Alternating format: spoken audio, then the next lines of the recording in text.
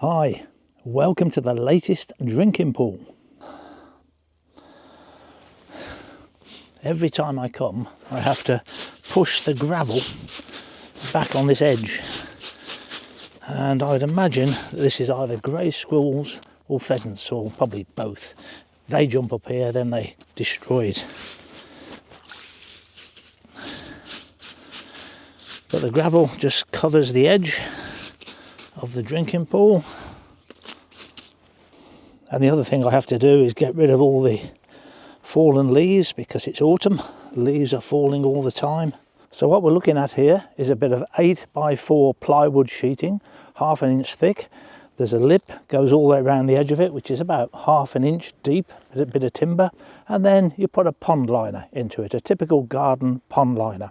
And you've created a very shallow pool. It's up in the air, of course. It's got to have some very strong legs. I didn't build this, my friend did. He's much better at doing this sort of stuff than me. Couple of problems. First of all, getting it level. Well, obviously you need a spirit level to make sure you've got it level in the first place. And the next problem is carrying the water in. Water is very heavy, and it's about 150 metres from here to the car, so it's a long way to carry it. And the advantage of having a very shallow pool is it doesn't take much water to keep it topped up. In fact, most of the time the rain keeps it topped up. Off the wooden hide there's a guttering with a bucket, so there's a certain amount of water goes into that bucket. I can keep topping it up with that as well. The next hard part is the end. The end of the pool here, this is where the birds are going to be standing. Hopefully, most of the time. They can come along the edges, but you want them at this end, ideally. And this year, we're using gravel, which again, you just buy from the garden centre shops. I bought the darkest gravel they had. I didn't want a light coloured gravel, and that just hides the edge. And then you leave it here for a few weeks, and what starts to happen is the grass starts to grow through it. And I think at the moment it's just perfect. You don't want too much grass, you don't want it getting long, but you want it just adding a bit of colour to the picture. And these 3 little bits here as well, they just make it look photogenic. And ideally the birds are going to come and stand here in the water, and there's just going to be a bit of greenery around. Personally, I'm not a fan of putting big boulders or moss covered logs here. Apart from anything else, it separates the bird from the reflection too much. If you've got a log about there, then you've got the bird on top of it. There's about 2 inches of log, which means there's 2 inches of reflection underneath the log. The bird and its reflection are too separate. Whereas the bird's just standing in the water, then the reflection begins immediately where the bird's legs are. So if you're thinking of creating a drinking pool like this for a bit of bird photography, the thing to give the most thought to before you start is what are you going to put here at the end. I'll show you a few pictures I've taken on similar drinking pools in the past where I've tried different ends to them, and then I'll show you pictures that I've been taking in recent weeks at this pool.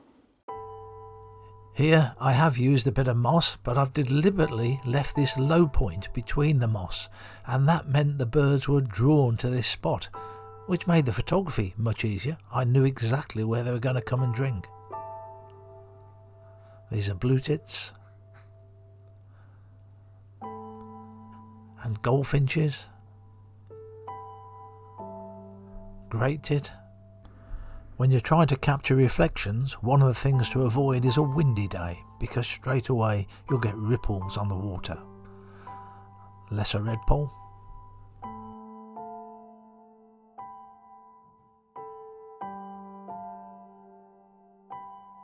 Now, one of the things I have tried is putting a portable hide up here, one of my Buteo pop-up hides, so it's pushing right up against the edge of the table, and then my lens is really at water's level.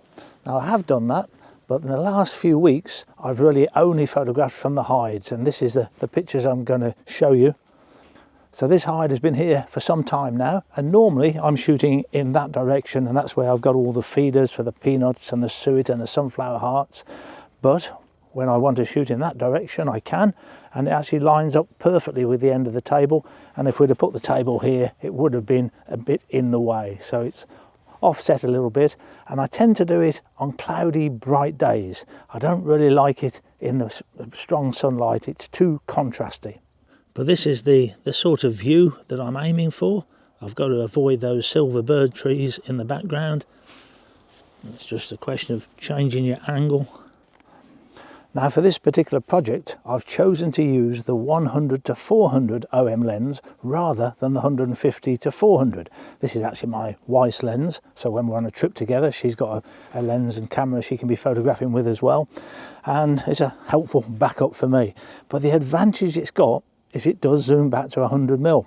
And it just so happens that from this distance, when I'm in the hide, if I get a jay land at the end or a grey squirrel, which has been happening a lot, they are too big in the frame at 150mm. And if I can zoom back to 100mm, which you can with this lens, I can get the jay in and its reflection.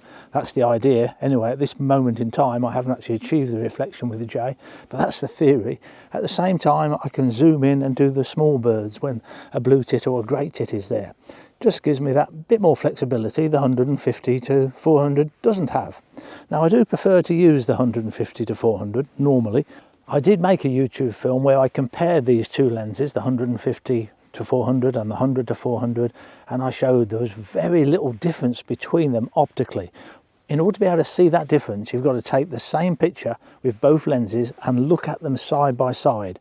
And then if you stare at it hard enough, you can see the 150 to 400 has got the edge. But if you just look at one picture at a time, not side by side, I can't work out which is taken with which lens. It is so close, the difference. The advantage of the 150 to 400 is you've got the slightly wider aperture and you've got that wonderful built-in 1.25 extender, which I'm surprised I haven't worn out by now. I put it in and out so often, it's so quick to do. And the other big advantage is it doesn't trombone. The more expensive lens, the zoom is internal. And for a bird photographer who likes hide work, a tromboning lens is a bit of a nuisance. There's two jays been coming in and one bird is far more nervous than the other one. So if the confident one comes in, I'm okay. I can zoom so long as I do it slowly. But if the nervous one comes in and I do that, it sees that bit of movement through the scrimming here and it's off. It doesn't like that movement at all. The internal zoom would avoid that problem. So one last tidy up before I get into the hide. At this time of year, the speed that the new leaves fall down is quite rapid.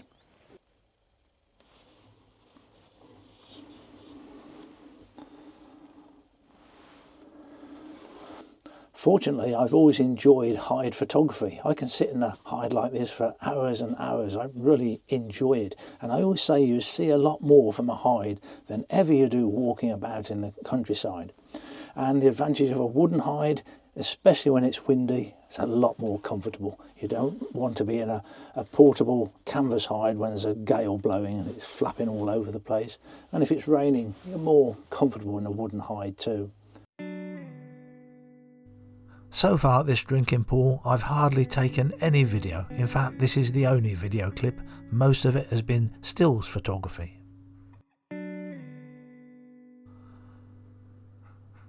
So we have a great tit, so it's all with the 100 to 400mm lens, the OM1 Mark II, ISO 1600, that hasn't varied. You don't need a fast shutter speed. The birds are static, they're not moving about much, and they're not splashing in the water. The grey squirrel, this is where you need to zoom back to 100mm, else you won't get that reflection in, especially when he stands upright.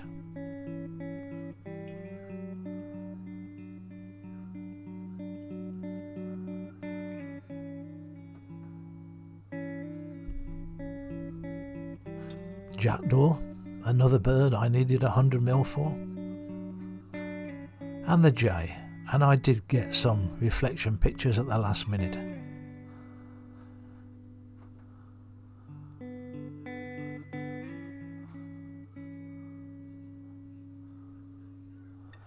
Jays can be very variable, some of them very tame and approachable, others very touchy birds. Nuthatches, these are normally very bold, not put off by anything. And the very attractive robin.